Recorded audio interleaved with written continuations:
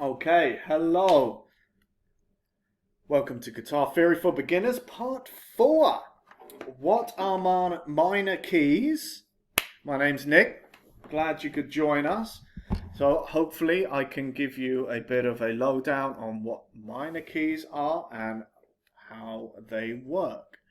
I don't believe it's overly complicated. I watch some videos occasionally. It seems a little bit complicated, but I understand what it's like to teach, and if you just say things a bit quickly, you can kind of assume people know sometimes. And anyway, so first of all, your homework. I hope you did it. If not, shame on you.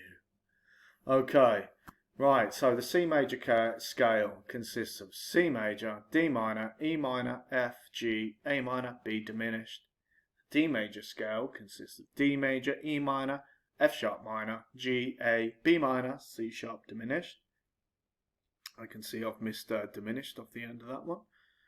The E major scale consists of E major, F sharp minor, G sharp minor, A, B, C sharp minor, and D sharp diminished.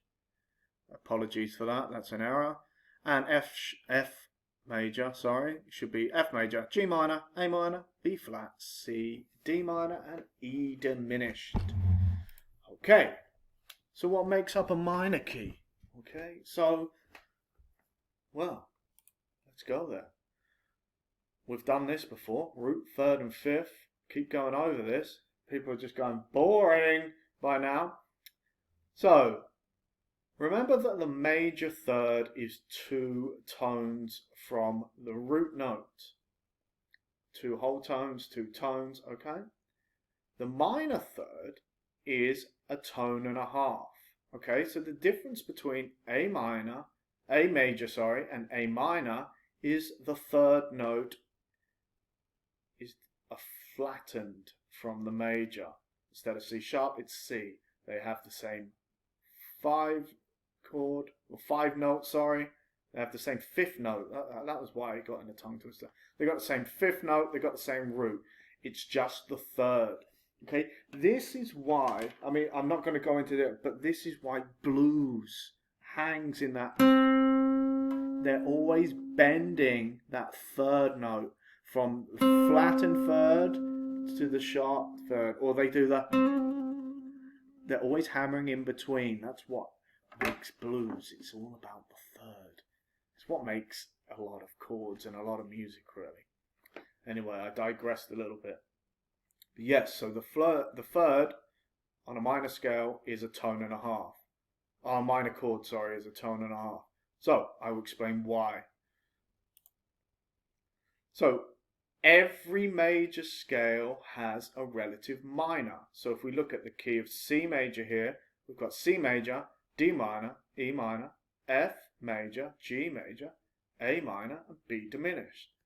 Well, how we find its relative minor is we go to the sixth note. The sixth note of any major scale, you get its relative natural minor scale.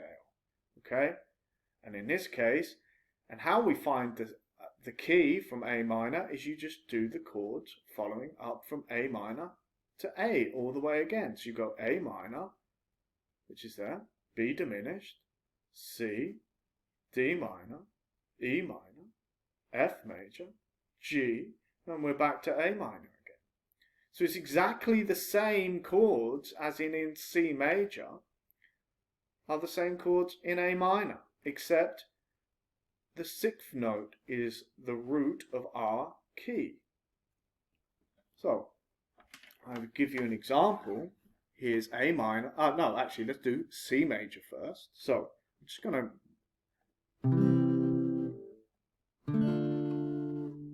E minor, F, G, A minor, B diminished. Okay, now let's do A minor. A minor, B diminished, C major, D minor, E minor, F major, G major. And you hear a lot of chord progressions You'll hear it in popular music all the time. I was going to name a couple of bands, but there's just every band does it. Root to sixth.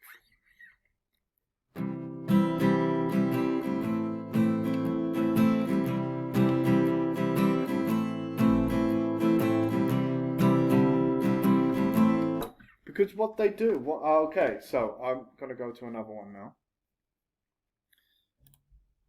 Okay, so I've missed off a note here. Should be B. I automatically thought that was weird. So they consist of the same notes, okay? You just start in different positions.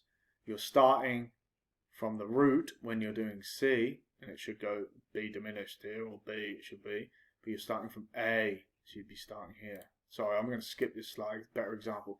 So now I've been cruel. I've switched to the key of D. And I need a drink because my throat is a bit dry. You're welcome for me sharing that bit of information. So what we can see here is we have two patterns of the D major.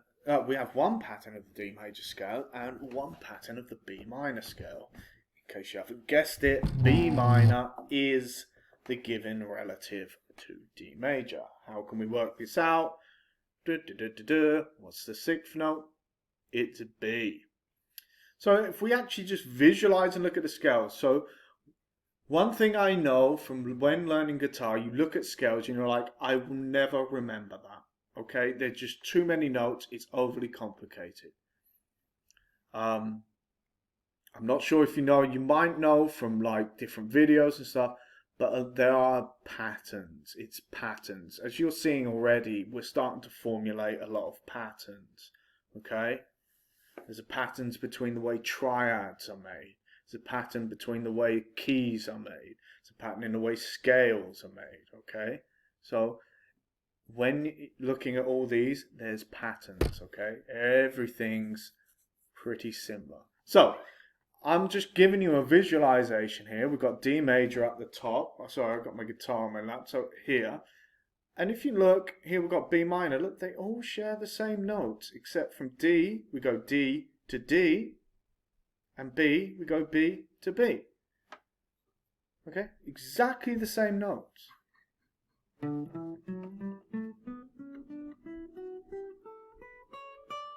That's the D. Now we'll do B minor.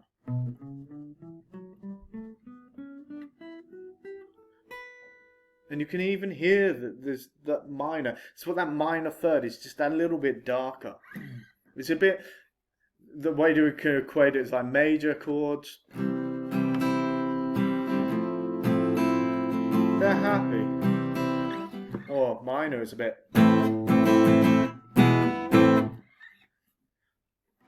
Oh, you can tell I'm English, can't you? There's a couple of Oasis battered out there. But they're Oasis simple chords. Well, no, Oasis are a great band, great chord progressions.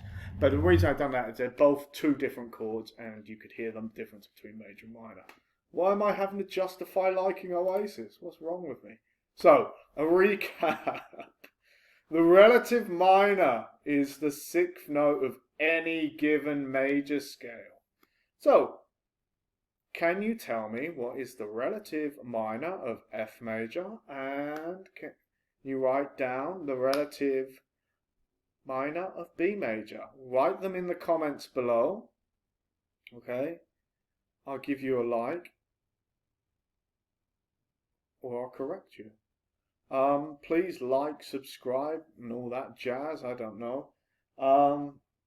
Yeah. I hope these things help. Okay, I'll find out soon enough. Thank you. Take care. Stay safe.